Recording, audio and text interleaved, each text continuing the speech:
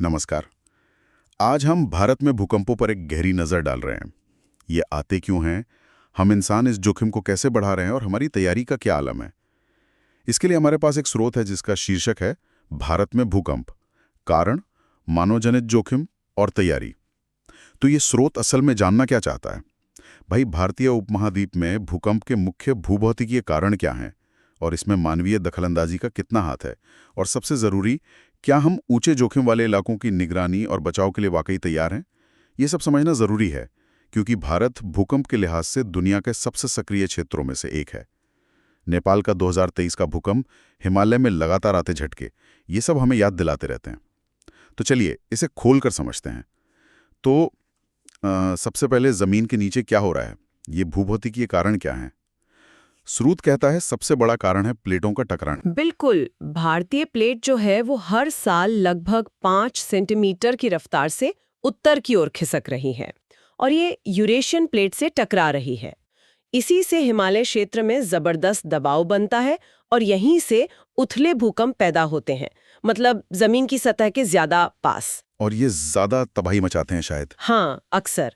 जैसे 2015 में नेपाल का 7.8 तीव्रता वाला भूकंप, वो इसी टकराव का नतीजा था। अच्छा, लेकिन स्रोत ये भी कह रहा है कि भूकंप सिर्फ प्लेटों के किनारों पर नहीं आते, प्लेट के बीच में भी। जी हाँ, उन्हें इंट्राप्लेट भूकंप कहते हैं।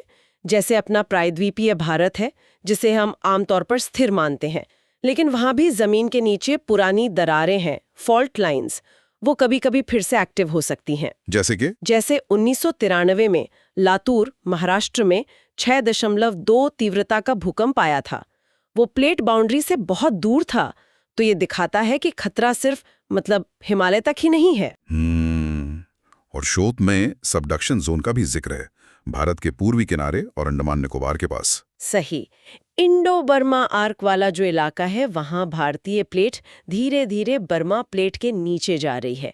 इसे सबडक्शन कहते हैं और इससे भी बड़े भूकंप आ सकते हैं। अच्छा। 2004 की जो विनाशकारी सुनामी आई थी, जिसने अंडमान को बुरी तरह प्रभावित किया, वो इसी सबडक्शन जोन में एक बहुत बड़े भूकंप की वजह से ही आई थी। और स्थानीय फॉल्ट सिस्टम्स, जैसे गुजरात में कच्छ वाला? हाँ, वो भी बहुत महत्वपूर्ण है। जैसे कच्छ रिफ्ट फॉल्ट, ये स्थानीय फॉल्ट सिस्टम्स धीरे धीरे तनाव जमा करते हैं और फिर अचानक भूकंप के रूप में वो तनाव रिलीज होता है।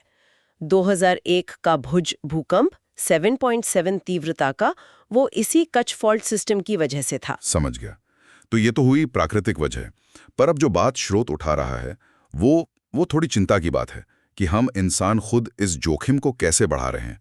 पहला पॉइंट है बेतरतीब शहरीकरण। हाँ, ये बहुत अहम मुद्दा है, खासकर उन शहरों में जो ज्यादा भूकंपीय खतरे वाले जोन में हैं, जोन 4 या 5 में।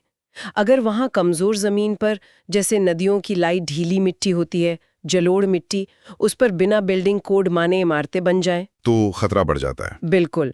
भूकंप आने पर नुकसान कई गुना बढ़ जाता है। हमने 2023 के तुर्की भूकंप में देखा था कैसे वो इमारतें जो ठीक से नहीं बनी थीं, वो ढह गईं। UNDRR की रिपोर्ट ने भी यही कहा। और खनन का, जमीन के नीचे जो खुदाई होती है, हाँ, उसका भी असर पड़ता है। झारखंड, छत्तीसगढ़ जैसे राज्यों में जहां बहुत गहरा खनन होता है, उससे चट्टानें अस्थिर हो सकती हैं। इससे छोटे झटके आ सकते हैं। NGRI ने 2022 में धनबाद कोयला खदानों के पास हुए कुछ झटकों को खनन विस्फोटों से जोड़ा भी था। स्रोत में तेल गैस निकालने और बड़े प्रोजेक्ट्स जैसे बांध और सुरंगों का भी जिक्र है। जी, असम और गुजरात जैसे राज्यों में जहां तेल गैस के लिए ड्रिलिंग होती है, उससे भी आसपास की चट्टानों में दबाव बदल सकता है और सूक्ष्म भूकंपीय गतिविधियां बढ़ सकती हैं। असम में 2020 में कुछ ऐसे झटके देखे गए थे। और देखिए, हिमालय जैसे नाजुक पहाड़ी इलाके में जब हम बड़े बांध बनाते हैं, जैसे टिहरी, या लंबी सुरंगें खोदते हैं, हाँ। तो उस क्षेत्र की भूकंपीय संवेदनशीलता पर क्या असर पड़ता है, ये गंभीर सवाल है। विकास जरूरी है, पर जोखिम का भी ध्यान रखना होगा। और भूजल, जमीन से पानी निकालने का भी कोई कनेक्शन है? हाँ, कुछ स्टडीज हैं।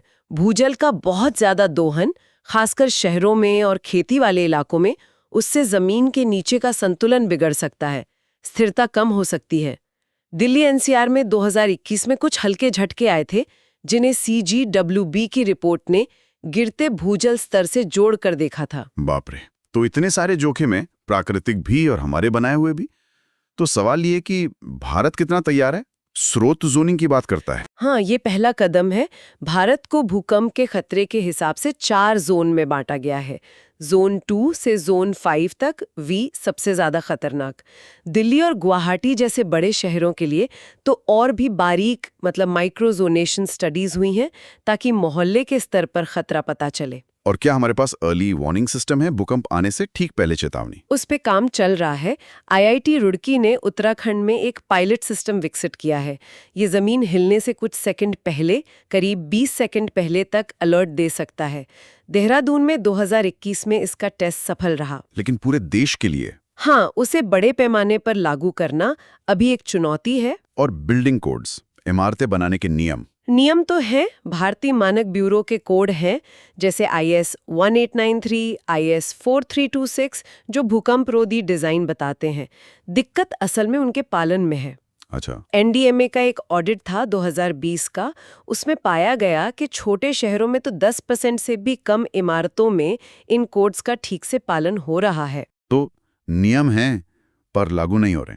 हाँ, उन्हें सख्ती से लागू करवाना असली चुनौती है। निगरानी के लिए तकनीक का इस्तेमाल कैसा है? सैटेलाइट्स, सेंसर्स वगैरह? हाँ, उसमें काफी काम हुआ है। इसरो के कार्टोसैट जैसे सैटेलाइट्स जमीन में होने वाले बहुत छोटे बदलावों को भी देख सकते हैं। देश भर में करीब 115 आधुनिक ब्रॉडबैंड भूकंपीय स्टेशन हैं जो लगातार डेटा भेजते रहते हैं। और भारत का अपना नेविगेशन सिस्टम है, गगन। शायद भविष्य में वो भी वायुमंडल की ऊपरी परत में भूकंप से पहले होने वाले बदलावों को पकड़ने में मदद कर सके।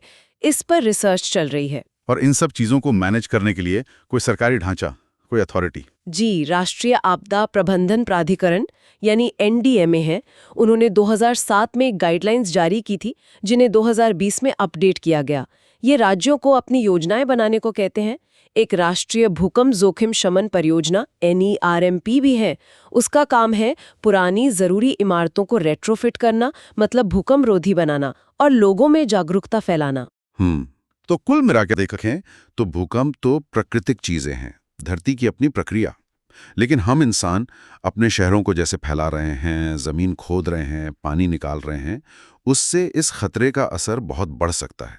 पर दूसरी तरफ सही प्लानिंग, जोनिंग, चेतावनी सिस्टम, मजबूत इमारतें और अच्छी निगरानी से हम इस असर को कम भी कर सकते हैं। बिल्कुल सही कहा। स्रोत का निचोड़ यही है कि हमें एक मिलजुली रणनीति चाहिए जिसमें भूविज्ञान का गहरा शोध हो, हमारा इंफ्रास्ट्रक्चर लचीला बने, शहरों में नियम सख्ती से लागू हों और सबसे जरूरी समुदाय खुद भी तैयार रहें।